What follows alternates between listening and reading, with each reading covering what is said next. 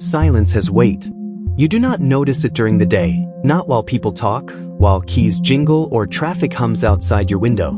But at midnight, inside a museum sealed shut, silence becomes something solid, something alive. That was the first thing I noticed when I stepped inside the Archway City Historical Museum for my first night shift. It did not creak.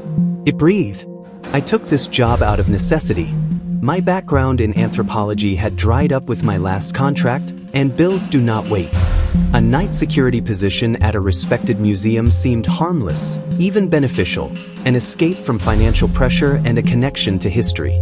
But no listing warned of the rules. No training covered the footsteps.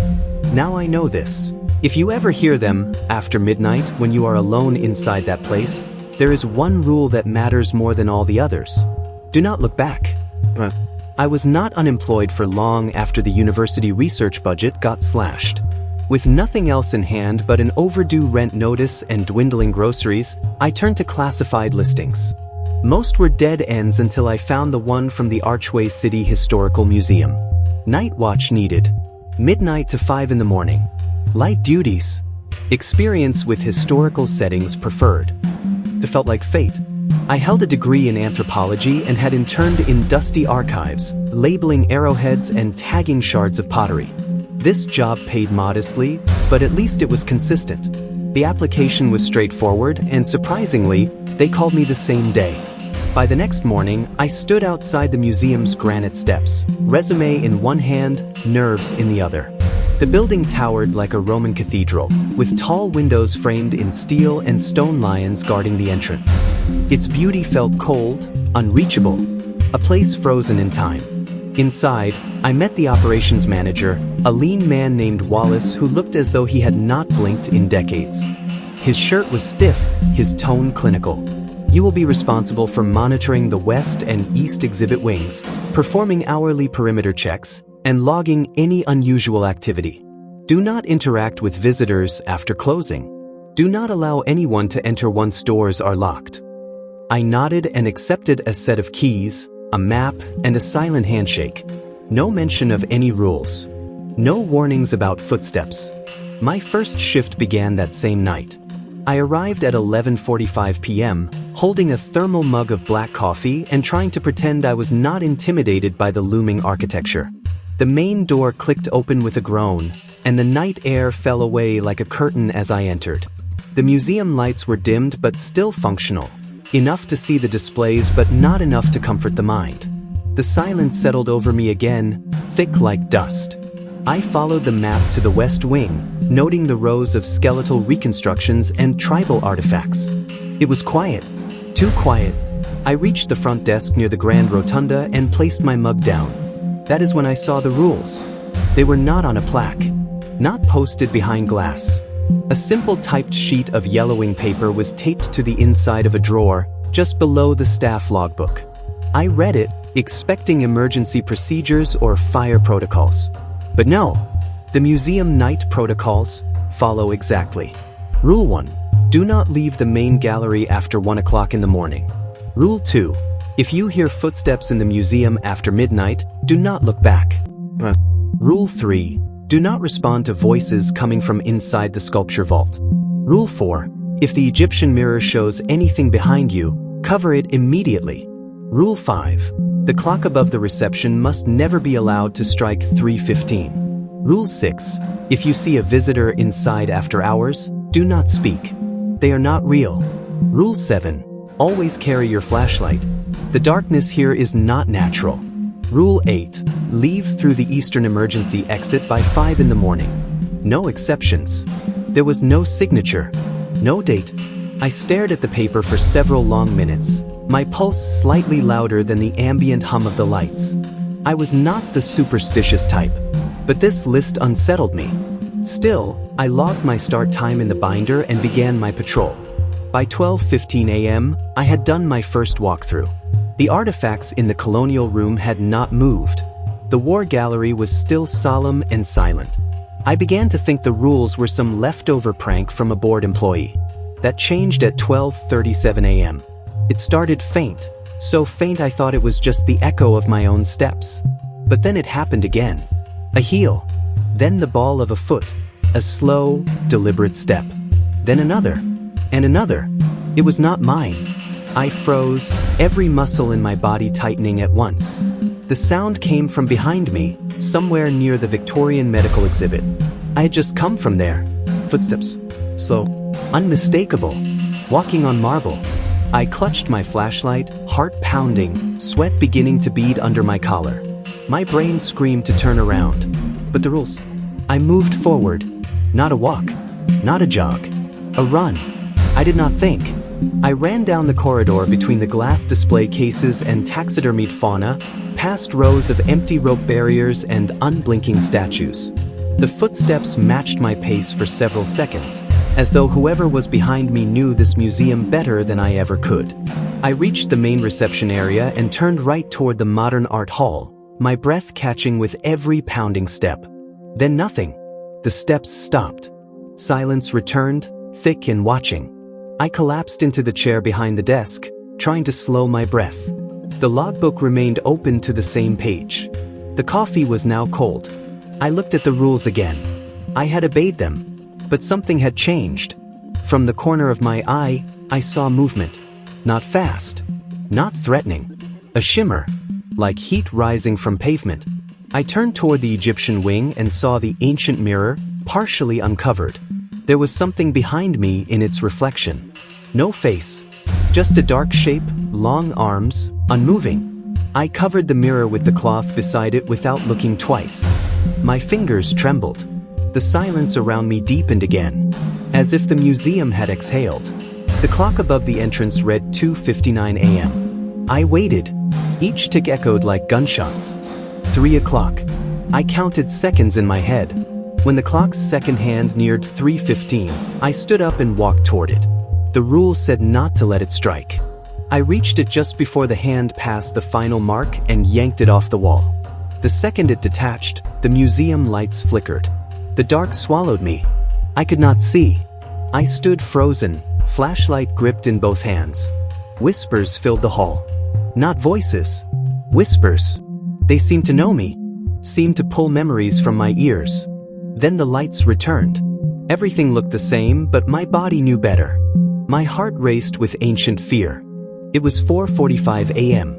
The rule was clear, leave by 5 through the eastern exit. I made my way down the corridor. The walls seemed closer. The air grew colder. Paintings now bore eyes that had not been there before. At 4:59 a.m., I reached the exit door. It opened without resistance. Outside, the sky was pale with dawn. The street was empty. My lungs gulped the air, heart pounding in my ribs. I was safe, until I looked into the bus stop advertisement display and saw the Egyptian mirror inside the glass. My own reflection blinked. I had not. The ride home was quiet. Too quiet for a morning in Archway City. The bus moved through familiar streets, yet everything felt distant. As if the museum had wrapped a thin layer of its atmosphere around my senses. My ears buzzed. Every stoplight clicked too loud. The air conditioner in the bus whispered like someone breathing behind my shoulder. At my apartment, I tossed the museum keys on the counter and collapsed on the couch. I wanted to believe it had been hallucination, a mix of stress, sleep deprivation, and suggestion, that the footsteps were in my head. But denial evaporated the moment I noticed the feather. It was on the floor. Just one. Long, thin, white as snow. I had not brought it in, and I had never seen birds anywhere near the museum. My eyes stung from exhaustion, but I could not sleep. Every time I shut my eyes, I heard the footsteps. The first then faster, then directly behind me. The sound followed me into my dreams, where the halls of the museum twisted, endless, filled with mirrors reflecting things I never remembered seeing. I should not have gone back. No job is worth what I had experienced. But I had not resigned. I had not called Wallace. I had not told a soul. Somewhere in my mind, I convinced myself it had been a test. That maybe the museum was strange, yes, but manageable. The second night started the same way. Same silence. Same keys. Same routines. But when I reached the front desk, the list of rules was gone. In its place, a new page sat. still unsigned. Revised night protocol. For those who survived the first. My hands shook as I read the final line. Initiated? Into what? I folded the paper and slid it into my jacket. It was proof. I could not explain this to anyone, but I had to keep record. Tonight the building felt tighter. The halls narrower. Artifacts rearranged in ways I could not verify, but somehow sensed. The statue in the civilization's wing, an Aztec warrior once posed in peaceful rest, now raised a stone knife in the direction of the modern wing. I obeyed the rule and walked past without a glance. I did not see Wallace that night, but something else had taken his shape. At 2:20 a.m., near the fossil corridor, I saw a man standing near the woolly mammoth skeleton. Pale glasses, neat shirt, but his smile stretched too wide, too calm. He turned and walked into the darkness without a word. I changed my patrol path after that. I chose corridors at random, unlocked new ones I had never noticed before. By 4 a.m., I was lost inside a section of the museum that did not exist on the map. This part of the museum smelled of stone and mildew. The air was colder, thicker. The exhibits here were unlabeled. Massive, dust-covered glass cases. Paintings with blank canvases. Frames made of what looked like bone. One display held nothing but a cracked phonograph, looping a static hum. I should have turned back. But when I did, the door was gone. There was only wall. No seams, no knob, just wallpaper, peeling, faded, and soaked with time. The lights above me flickered once. Then again. I remembered the original Rule 7. Always carry your flashlight. The beams sliced through the dark like a blade, but the hallway ahead remained strangely dim, like the light was being swallowed. Then the footsteps returned. Not behind me, ahead. They walked toward me from the dark. Slow, echoing, certain. I ran, flashlight trembling in my grip. The exhibits blurred beside me. I glimpsed monstrous masks. A painting where the subject turned her head to watch me pass. I found a door. It opened easily, back in the sculpture vault. Same place as the first night. Same mirror, still covered. But now, the cloth shifted slightly, like it had breathed. The third night, I went back by choice. No paycheck had been issued. I had not heard from Wallace. But I needed answers. I needed to know if I had lost my mind, or if this place had truly become something more than just a job. That night, the front desk was empty. No logbook, no rules. Only a note, scrawled in red ink on the desk glass itself. You are part of the collection now. The museum had accepted me, and I could not leave. Not really. I tried. At 5 in the morning, I exited as always. Walked home. Locked the doors. Covered the mirrors. But the world outside the museum had changed. Street names were unfamiliar. People moved too slowly or far too quickly. The news channels reported art thefts, paintings missing, but no signs of break-ins. Statues appearing where none had been commissioned. And everywhere I went, the sound followed. Footsteps. Always just behind me. I tried burning the rule list. It returned in my jacket the next morning. I tore it apart. Still returned. I stopped showing up to the museum, but I kept waking up there. Sometimes in the mirror gallery, sometimes in the fossil wing, always at 11:55 p.m., always alone. The footsteps have changed. They are not trying to catch me now. They are waiting, letting me hear them, letting me understand. Because I know the truth now. The museum is not a building. It is an entity. It collects memories, souls, presence. It uses artifacts as bait. It uses silence as a door. It used Wallace to find people like me. People who were isolated, desperate, lonely, curious. And now it has me.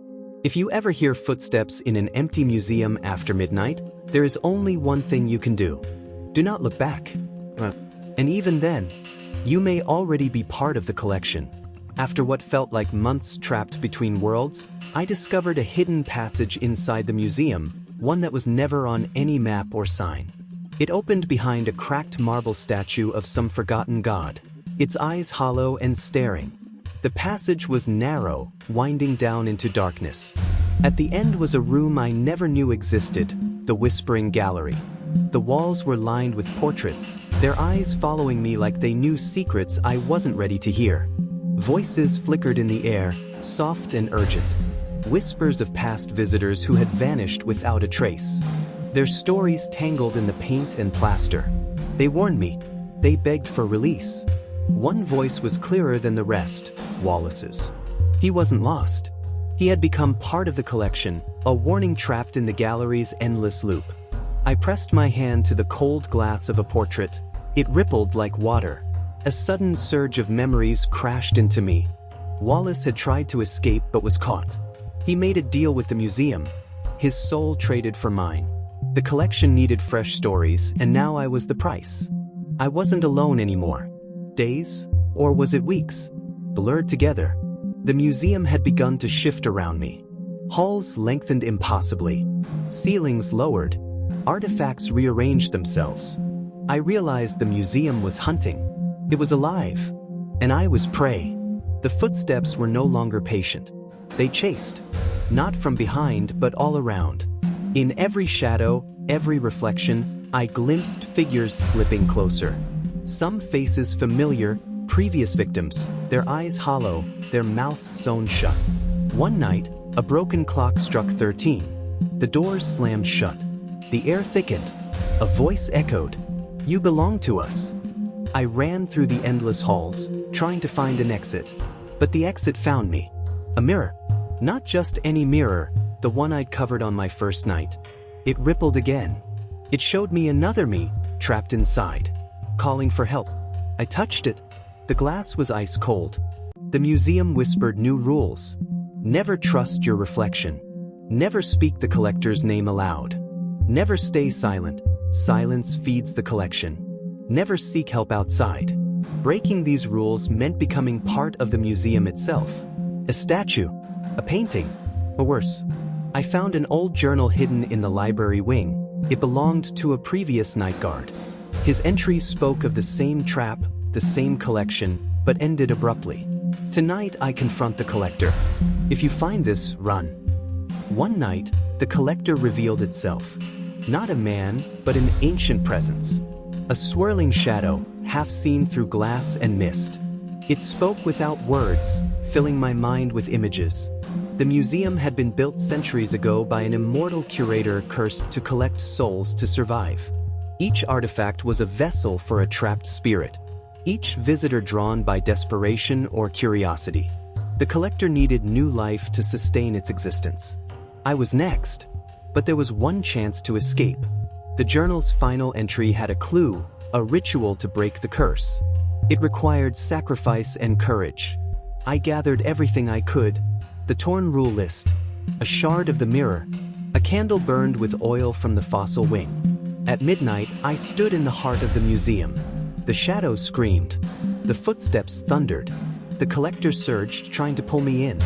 I recited the incantation from the journal. The mirror shattered. Light flooded the halls. And then, silence. I woke outside the museum. The morning sun was real. The streets were familiar, but my reflection was gone. The museum's doors were locked tight, no longer open. I was free, but something inside me was missing. The collector had taken a piece, and sometimes at night, I hear footsteps. The museum still stands, empty, waiting. And somewhere in the shadows, the collector waits for the next visitor, the next soul, the next story. If you ever find yourself in front of an empty museum at midnight, remember, you might already be part of the collection. Though I escaped, the museum's grasp was far from over. At random moments, memories I never lived began to invade my mind. Visions of long-gone visitors trapped inside the walls. Faces screaming silently. Rooms I had never seen, filled with relics that weren't in the physical museum. One night, I found myself in a dream, or was it a memory? Wandering a vast chamber called the Memory Vault. It was endless, lined with glass cases holding flickering holograms of moments stolen from time. Laughter, screams, whispered regrets. I realized these were the collected memories of everyone the museum had consumed. The collector wasn't just after souls. It was harvesting lives, moments, entire existences. The museum's power grew stronger. Sometimes, when I closed my eyes, I could hear the lost souls calling me. They whispered secrets. Some begged for release. Others warned of deeper horrors. I decided to confront them. In my mind, I reached out to one, a woman named Evelyn, who'd vanished decades ago. She told me about the original curator, a man obsessed with immortality who made a dark pact with a forgotten god. The god granted eternal life, but only by feeding on human stories and memories. The curator became the collector. Returning to the real world, I tried to warn others. But no one could see the museum as it truly was. To them, it was a closed building and abandoned relic. Even my closest friends forgot the museum existed when I mentioned it. The collection had erased it from reality. The world had an invisible barrier around it, hiding its presence. I was trapped between worlds, half in reality, half inside the collection's grasp. I discovered others like me, people who had brushed against the museum's curse and survived. They bore marks, faint symbols etched beneath their skin, glowing faintly in darkness. They were the marked ones, doomed to feel the museum's pull for the rest of their lives. Some had given in. Others fought, losing their minds. We formed a secret pact, trying to find a way to break the cycle. The marked ones told me of a forbidden ritual. To end the collector's reign, someone must willingly become the new curator. Sacrifice their freedom to trap the collector in a timeless prison. The ritual would transfer the curse to one soul, but destroy the collector's hold on all others. I struggled with the choice: to save myself and remain trapped forever, or to fight, risking everything to free others? I returned to the museum, this time not as prey, but as hunter, armed with ancient knowledge and the will to end the curse. The halls twisted and warped, fighting back. The collector appeared, monstrous and terrifying, a swirling mass of shadows and whispers. We battled in the heart of the museum. Each strike tore at my soul. But with every moment, I felt the power of the lost souls rising inside me. I was no longer alone. The ritual was painful. Sacrifices made. The collector trapped. But I was transformed. No longer human. Bound to the museum, to its endless halls.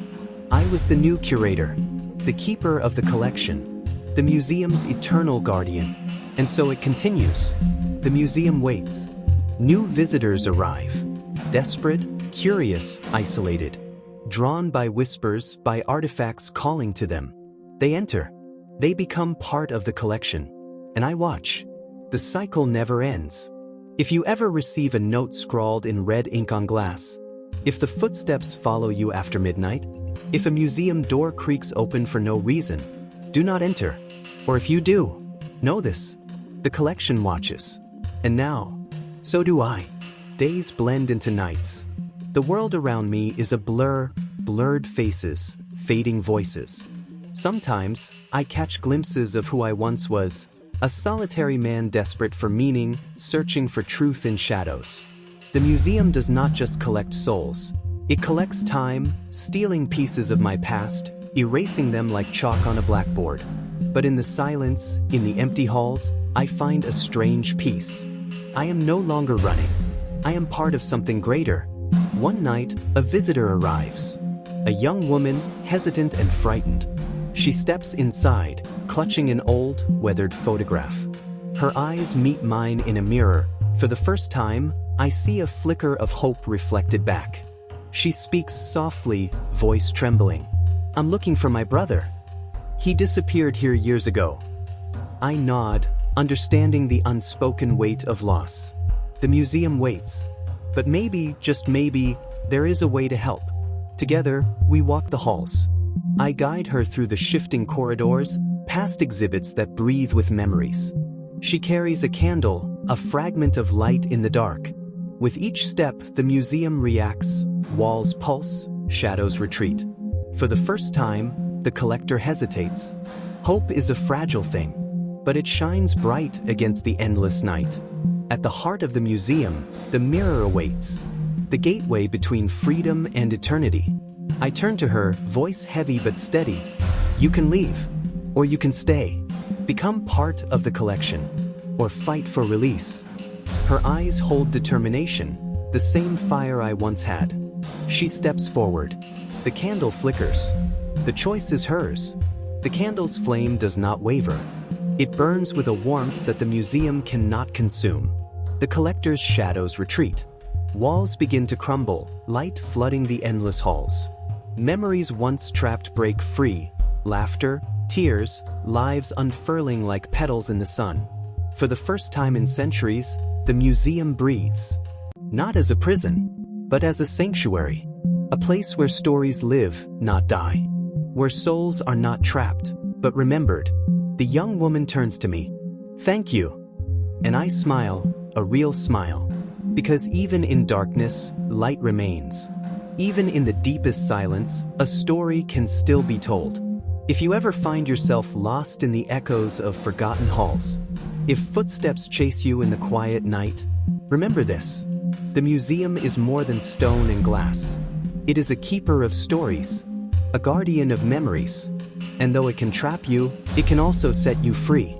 But only if you dare to light a candle in the dark.